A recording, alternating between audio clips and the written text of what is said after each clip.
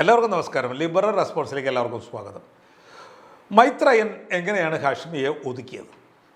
ഒറ്റവാക്കിൽ പറഞ്ഞാൽ യുദ്ധം. വിശദീകരിച്ച് പറഞ്ഞാൽ യുദ്ധത്തെ നോർമലായി ഒരു സംഗതിയായി അവതരിപ്പിച്ചിടത്താണ് ഹാഷ്മി വീണത്.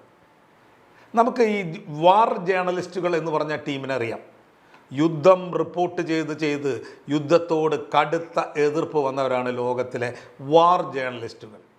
ഹൃദയം തകർന്നു പോകുന്ന കാഴ്ചകൾ കണ്ട് മനുഷ്യരാശിയെ യുദ്ധത്തിലേക്ക് നയിക്കുന്ന എല്ലാവരോടും അവർക്ക് വെറുപ്പാണ്. എന്നാൽ കേരളത്തിലെ നമ്മുടെ ജേർണലിസ്റ്റുകൾ ഇതുവരെ ഒരു യുദ്ധഭൂമിയിൽ പോവുകയോ അതിൻ്റെ ഇരകളെ നേരിട്ട് കാണുകയോ ചെയ്യാത്തവരാണ്. ഡോൾബി അറ്റ്മോസ് ഇഫക്റ്റിൽ യുദ്ധ സിനിമ അവർ കണ്ടിട്ടുണ്ട്. അതിൻ്റെ ഒരു ത്രില്ലിൽ AC റൂമിലിരുന്ന് യുദ്ധം തള്ളി മറയ്ക്കുന്ന ആളുകളാണവർ. ഞാനിതൊരു തെറ്റാണ് എന്നല്ല പറഞ്ഞു വരുന്നത്. ഹാഷ്മിയും അരുണും മാത്രമല്ല, മനുഷ്യരെല്ലാവരും AC റൂമിലിരുന്ന് പണ്ടത്തെ യുദ്ധങ്ങളെപ്പറ്റി അന്തിച്ചർച്ച നടത്തണം. യുദ്ധം ഒരു പഴങ്കഥയാകുന്ന ഒരു കാലത്തിന് വേണ്ടി നമ്മൾ പ്രവർത്തിക്കണം എന്നാണ് ഞാൻ ലളിതമായി പറയുന്നത്. ഞാനിത് പറയുമ്പോൾ നമ്മുടെ പ്രേക്ഷകർക്ക് തോന്നും, ഇയാൾ എന്താ പറയുന്നത്, യുദ്ധമില്ലാത്ത കാലമോ? ശരിയാണ്, ഹാഷ്മിക്കും അത് തന്നെയാണ് പറ്റിയത്. അദ്ദേഹത്തിനും അക്കാര്യം ആലോചിക്കാനേ പറ്റുന്നില്ല.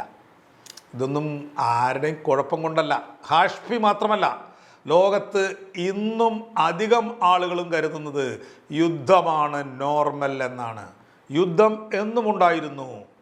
ചരിത്രത്തിൽ യുദ്ധമില്ലാതിരുന്ന ചില ഇൻ്റർവെൽസ് മാത്രമേ ഉണ്ടായിരുന്നുള്ളൂ എന്നാണ് ആളുകൾ കരുതുന്നത്. യുദ്ധം നോർമലും സമാധാനം അബ്നോർമലും. മഹാന്മാരായ ദാർശനികർ വരെ ഈ ആശയം പങ്കിട്ടു. കാർൽ മാർക്സ്, ഫെഡറൽ എംഗൽസ് അവർ കമ്മ്യൂണിസ്റ്റ് മാനിഫെസ്റ്റോയിൽ ഇങ്ങനെ എഴുതി വെച്ചു: എഴുതപ്പെട്ട ചരിത്രം വർഗസമരത്തിൻ്റെ ചരിത്രമാണ്. അവർ പിന്നെ 100-150 കൊല്ലം മുമ്പ് ജീവിച്ചിരുന്ന പഴഞ്ചന്മാരാണ് എന്ന് നമുക്ക് കരുതി തള്ളിക്കളയാം. എന്നാൽ 40 കൊല്ലം മുമ്പ് അന്തരിച്ച വില്ലും അദ്ദേഹത്തിൻ്റെ ഭാര്യ ഏരിയൽ ഡ്യൂറൻറ്റും അവരുടെ ദീർഘമായ ചരിത്ര ഗവേഷണങ്ങൾക്ക് ഒടുവിൽ പറഞ്ഞത് എന്താണ്? അവർ ഉറപ്പിച്ചു പറഞ്ഞു, ചരിത്രത്തിലെ സ്ഥിരമായ ഒന്നാണ് യുദ്ധം. നാഗരികതയും ജനാധിപത്യവും വളർന്നിട്ടുണ്ട്, പക്ഷേ യുദ്ധം കുറഞ്ഞിട്ടില്ല. അവർ കഴിഞ്ഞുപോയ 3421 വർഷത്തെ ചരിത്രം രേഖപ്പെടുത്തി. അപ്പോൾ അതിൽ 268 വർഷം മാത്രമാണ് യുദ്ധം ഇല്ലാതിരുന്നത്. ഇതെന്താണ് കാണിക്കുന്നത്? ഒന്നാമത്, മനുഷ്യവർഗത്തിനുള്ളിൽ മത്സരം സ്ഥിരമാണ്. രണ്ടാമത്, സർവൈവൽ ഓഫ് ഫിറ്റസ്റ്റാണ് പ്രകൃതിയിൽ കാണുന്നത്. ലോകം ഒരു കാടാണ്. ശക്തർ ദുർബലരെ ഇരയാക്കുന്ന തരം കാട്. ആയതിനാൽ യുദ്ധം പ്രകൃതി നിയമമാണ്. മൂന്നാമത്, നിങ്ങൾക്ക് സൈനിക ശക്തിയില്ലെങ്കിൽ നിങ്ങളുടെ രാജ്യത്തെ മറ്റൊരു രാജ്യം വിഴുങ്ങിയിരിക്കും. ഇക്കാര്യം മനസ്സിലാക്കാത്തവർ ആരാണോ അവർ അവരെ തന്നെ വഞ്ചിക്കുന്നവരാണ്. അതുപോലെ മറ്റുള്ളവരുടെ നിലനിൽപ്പ് കൂടി അപകടപ്പെടുത്തുകയും ചെയ്യുന്നവരുമാണ്. അവരും അതിജീവിക്കില്ല, ആ സമൂഹവും അതിജീവിക്കില്ല. സോ എപ്പോഴും യുദ്ധസന്നദ്ധരായിരിക്കുക. വിൽ ആൻഡ് ഡ്യൂറൻറ്റ് ദമ്പതികളുടെ ഈ ചിന്താഗതിയാണ് ലോകത്ത് ആധിപത്യം പുലർത്തിയത്, ഇന്നും ആധിപത്യം പുലർത്തുന്നത്. ഹാഷ്മിയെ ഈ നിലപാടാണ് സ്വാധീനിച്ചത്. എന്നാൽ ഇന്നത്തെ ചരിത്രകാരന്മാർ മനുഷ്യ ചരിത്രത്തെപ്പറ്റി പഠിക്കുമ്പോൾ ഉപയോഗിക്കുന്ന ചില ടൂളുകളുണ്ട്. അത് ഡ്യൂറൻറ്റ് ദമ്പതികളുടെ കാലത്തെക്കാൾ മികച്ചതാണ്. അതിൽ ഡെവലപ്ഡായ സംവിധാനങ്ങൾ ഉപയോഗിച്ചാണ് അവർ ലോകത്തെ നോക്കുന്നത്.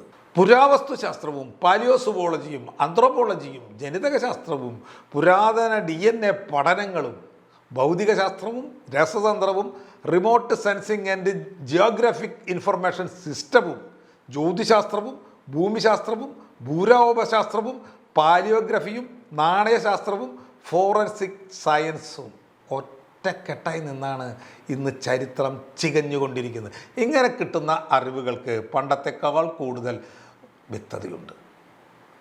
സാപ്പിയൻസ് എന്ന പുസ്തകം എഴുതിയ യുവാൽ നോവ ഹരാരിയെ പറ്റി കേൾക്കാത്തവർ വളരെ കുറവായിരിക്കും. അവരെ പോലുള്ളവരാണ് ഈ പുതിയ ചിന്താധാരയെ നയിക്കുന്നത്. പഴയ യുദ്ധാനുകൂല കാഴ്ചപ്പാടിൻ്റെ സ്വീകാര്യതയെ ഇവർ ചോദ്യം ചെയ്യുകയാണ്. മൈത്രേയൻ ഹാഷ്മിയോട് പറഞ്ഞത് അവരൊക്കെ ഉയർത്തുന്ന അതേ ചിന്താധാരയാണ്. പക്ഷേ ഹാഷ്മി അവിടെ എത്തിയിട്ടില്ല. അദ്ദേഹത്തിന് വായന പോരാ, വായിക്കാൻ പറ്റാതെയാണ്, വായിക്കാൻ സമയം കിട്ടുന്നില്ല. 24 പോലുള്ളൊരു ചാനലിൽ പണിയെടുക്കുക എന്ന് പറഞ്ഞാൽ ഹെവി വർക്കാണ്, എവിടെയാണ് നേരം? അപ്പോൾ നമുക്ക് ഈ പുതിയ ചിന്താധാര എന്താണെന്ന് നോക്കാം. എന്താണ് ഈ പുതിയ ചിന്താധാര? കാടിൻ്റെ നിയമം എന്ന് പറയുന്നത് തന്നെ മനുഷ്യർ ഉണ്ടാക്കിയതാണെന്നാണ് ഈ ചിന്താധാര സ്ഥാപിക്കുന്നത്. തീർച്ചയായും അതൊരു പ്രകൃതി നിയമമല്ല, മനുഷ്യർക്ക് അതിനെ മാറ്റാൻ കഴിയും. അതുകൊണ്ടാണ് അതൊരു പ്രകൃതി നിയമമല്ല എന്ന് നമ്മൾ പറയുന്നത്. ചരിത്രത്തിൽ ആദ്യത്തെ സംഘടിത യുദ്ധത്തിൻ്റെ തെളിവ് പുരാവസ്തു രേഖകളിൽ നമ്മൾ കാണുന്നത് 13,000 വർഷങ്ങൾക്ക് മുമ്പാണ്. ആ തീയതിക്ക് ശേഷവും യുദ്ധമില്ലാത്ത ഒരുപാട് നാളുകൾ ഉണ്ടായിട്ടുണ്ട്. അപ്പം പിന്നെ ഇനി പരിശോധിക്കേണ്ടത് സാപ്പിയൻ എന്ന് പറയുന്ന നമ്മളെപ്പോലുള്ള മനുഷ്യജീവി ഉണ്ടായിട്ട് എത്ര കാലമായി എന്നുള്ളതാണ്. 3 ലക്ഷം വർഷമേ ആയിട്ടുള്ളൂ. അവർ സംഘടിതമായി യുദ്ധം ചെയ്തതോ 13,000 കൊല്ലം മുമ്പ്.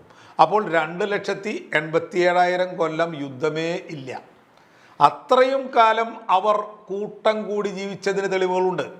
ഗുഹകളിൽ ചിത്രം വരച്ചതിന് തെളിവുകളുണ്ട്. ആഭരണങ്ങൾ ഉണ്ടാക്കിയതിന് തെളിവുകളുണ്ട്. കൊത്തുപണികൾ ചെയ്തതിന് തെളിവുകളുണ്ട്. വേട്ടയാടാൻ ആയുധങ്ങൾ ഉണ്ടാക്കിയതിനും തെളിവുകളുണ്ട്. പക്ഷേ 13,000 കൊല്ലത്തിന് മുമ്പ് യുദ്ധത്തിന് മാത്രം തെളിവില്ല. യുദ്ധത്തിന് മാത്രം തെളിവില്ലെങ്കിൽ യുദ്ധം ഉണ്ടായിരുന്നില്ല എന്ന് തന്നെയാണ് നമ്മൾ കരുതേണ്ടത്.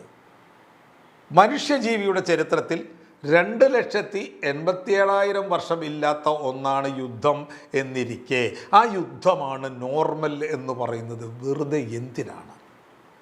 യുദ്ധം പ്രകൃതി നിയമമാകണമെങ്കിൽ അത് ഗുരുത്വാകർഷണം പോലെയുള്ള ഒരു പ്രകൃതി പ്രതിഭാസമാകണം. എന്നാൽ യുദ്ധം പ്രകൃതിയുടെ ഒരു അടിസ്ഥാന നിയമമേ അല്ല.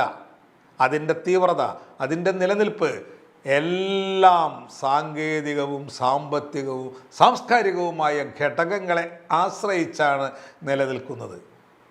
കൾച്ചറിനാണെങ്കിൽ ഭയങ്കര റോളാണ് യുദ്ധത്തിനുള്ളിലുള്ളത്. മതങ്ങൾ തമ്മിലുള്ള പകയില്ലെങ്കിൽ ജൂതനും അറബിയും തമ്മിൽ യുദ്ധം ചെയ്യില്ല.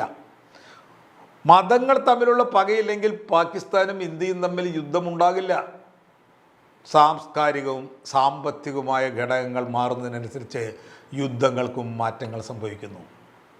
നമ്മൾ കഴിഞ്ഞ നൂറ്റാണ്ടിലേക്ക് പോവുകയാണെങ്കിൽ കഴിഞ്ഞ നൂറ്റാണ്ടിൻ്റെ പകുതി വരെ നിറച്ച യുദ്ധങ്ങളായിരുന്നു. 1-ാം ലോക, 2-ാം ലോക, അങ്ങനെ ഒരുപാട് യുദ്ധങ്ങൾ. പക്ഷെ ആ നൂറ്റാണ്ടിൻ്റെ അവസാനമായപ്പോൾ യുദ്ധം വളരെയധികം കുറഞ്ഞു. ആ കുറവ് എങ്ങനെയാണ് സംഭവിച്ചത്? ഏതെങ്കിലും ദൈവത്തിൻ്റെ ഇടപെടൽ കൊണ്ടാണോ?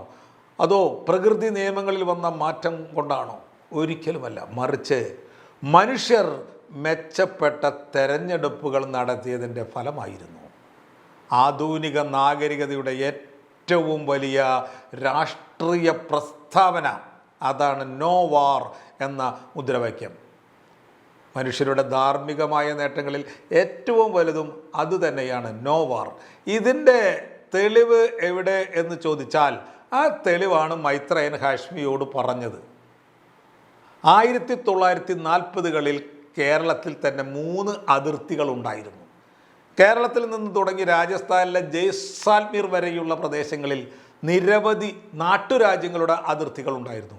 അവിടെയൊക്കെ യുദ്ധവും പതിവായിരുന്നു. പക്ഷേ ഇന്നുണ്ടോ? ഇല്ല. ആ അതിർത്തികൾ ഒരു പ്രകൃതി നിയമമായിരുന്നെങ്കിൽ അത് മനുഷ്യർക്ക് മാറ്റാൻ കഴിയുമായിരുന്നില്ല. പക്ഷേ മാറി. അപ്പോൾ യൂറോപ്പിൽ ചെന്നാലോ? യൂറോപ്പിലേക്ക് ചെന്നാൽ ഇതിനേക്കാളും ഭയങ്കരമായിരുന്നു സ്ഥിതി. അവിടുത്തെ രാജ്യങ്ങൾ യുദ്ധം ചെയ്തതുപോലെ ഭയാനകമായ യുദ്ധങ്ങൾ ആരും ചെയ്തിട്ടില്ല. എന്നാൽ ഇന്ന് എന്താണ് അവിടുത്തെ സ്ഥിതി? ഒരു വിസ എടുത്താൽ 27 രാജ്യങ്ങളിലൂടെ നിങ്ങൾ നടന്നു പോകും. ഇതുതന്നെ അമേരിക്കയ്ക്കും കാനഡയ്ക്കും ഇടയിൽ സംഭവിച്ചേക്കാം. 25 വർഷങ്ങൾക്ക് ശേഷം എൻ്റെ മകൻ ഇതിനെക്കുറിച്ച് എഴുതുകയാണെങ്കിൽ ഇതിൽ കൂടുതൽ രാഷ്ട്രങ്ങൾക്ക് അതിർത്തി ഇല്ലാതായ കാര്യം എഴുതിയേക്കാം. സോ മൈ കൺക്ലൂഷൻ, മൈത്രേയൻ്റെ വിശദീകരണങ്ങളിൽ ഏറ്റവും ആധുനികമായിരുന്നു. ഹാഷിമിൻ്റേത് പഴഞ്ചനായിരുന്നു. ദൗർഭാഗ്യവശാൽ ഹാഷ്മി ഒറ്റയ്ക്കല്ല. ഇന്ത്യയെ ഇന്ന് നയിക്കുന്നവരും അവരുടെ പക്കമേളക്കാരായി പ്രവർത്തിക്കുന്ന രാഷ്ട്രീയ മാധ്യമ സാംസ്കാരിക പ്രവർത്തകരും പുന്നാരിച്ചു കൊണ്ടു നടക്കുന്ന പല ധാരണകളുമുണ്ട്. അതെല്ലാം തനി പഴഞ്ചൻ തന്നെയാണ് എന്ന കാര്യം പറയാൻ എനിക്ക് യാതൊരു മടിയുമില്ല. നന്ദി, നമസ്കാരം.